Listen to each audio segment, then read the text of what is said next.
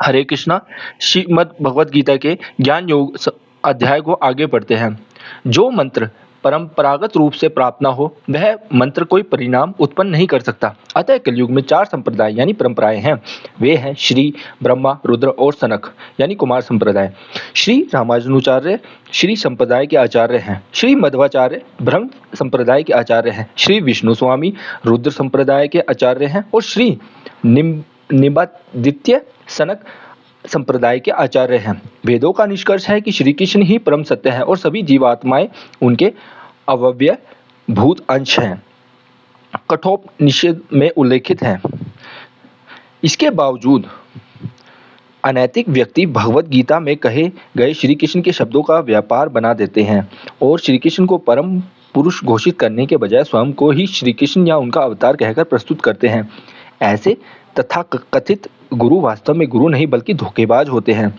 इस विचार को शिवजी ने ब्रह्म पुराण में बताया है। ऐसे बहुत से गुरु हैं जो अपने शिष्यों की संपत्ति ऐंठ जाते हैं, किंतु एक ऐसे सद्गुरु को प्राप्त करना बहुत विरल है जो अपने शिष्य के अज्ञान को एवं उसके दुखों को दूर कर सकें। धोखेबाज अपने आध्यात्मिक उन्नति के बड़े ढिंढोरे पीटते हैं, परंतु वास्तव में वे आध्यात्मिक रूप से कंगाल होते हैं। केवल श्री कृष्ण का सच्चा प्रतिनिधि ही भगवत गीता का गुरु बन सकते हैं।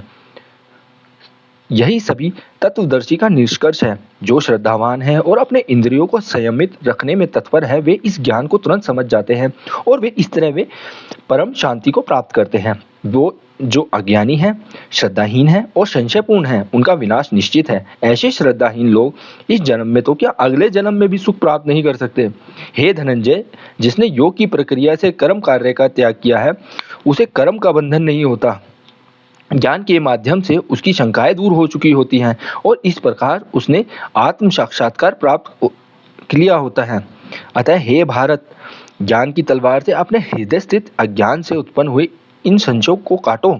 योग की प्रक्रिया का आश्रय लेकर उठो और युद्ध करो। ओम तत्सत। अतः व्यास विरचित शत श्लोकों की श्री महाभारत ग्रंथ के भीष्म पर्व में पाए जाने वाले आध्यात्मिक ज्ञान का योग शास्त्र श्रीमद् भगवद गीता गीतोपनिषद में श्री कृष्ण और अर्जुन के संवाद से लिए गए ज्ञान योग नामक 4थे अध्याय की यहीं पर समाप्ति होती है। हरे कृष्णा। 5वां अध्याय कर्म संन्यास योग। अर्जुन ने कहा, हे कृष्ण, आप कर्म के यानी त्याग संन्यास की बात करते हैं पर साथ ही कर्म योग यानी निस्वार्थ काम की बात भी करते हैं। कृपया मुझे स्पष्ट रूप से बताएं कि इन दोनों में से कौन सा मार्ग श्रेष्ठ है। भगवान श्री कृष्ण ने उत्तर में कहा, कर्म का त्याग यानी संन्यास या निस्वार्थ कर्म या कर्म योग दोनों ही परम लाभदायक है, किंतु इन दोनों में से निस्वार्थ कर्म का मार्ग कर्म के त्याग के मार्ग से श्रेष्ठ है। हे महाबाहु, यह समझो कि जो व्यक्ति द्वेष और भौतिक कामनाओं से मुक्त है वह ही सच्चा सन्यासी है। वह द्वंद्व से परे है और आसानी से वह भौतिक बंधनों से मुक्त हो जाता है। केवल अनुभवहीन और नासमझ लोग ही संन्यास और कर्मयोग को भिन्न भिन्न कहेंगे, किंतु वास्तव में इन दोनों में से किसी भी पथ का अनुसरण करने वाला व्यक्ति दोनों के परिणाम को प्राप्त करता है। जो स्थिति संन्यास से प्राप्त होती है वह ही स्थिति कर्मयोग से भी प्राप्त होती है। जो व्यक्ति इन दोनों विधियों को समान रूप से देखता है वह ही सत्य को स्पष्ट रूप से देखता है। हरे कृष्णा।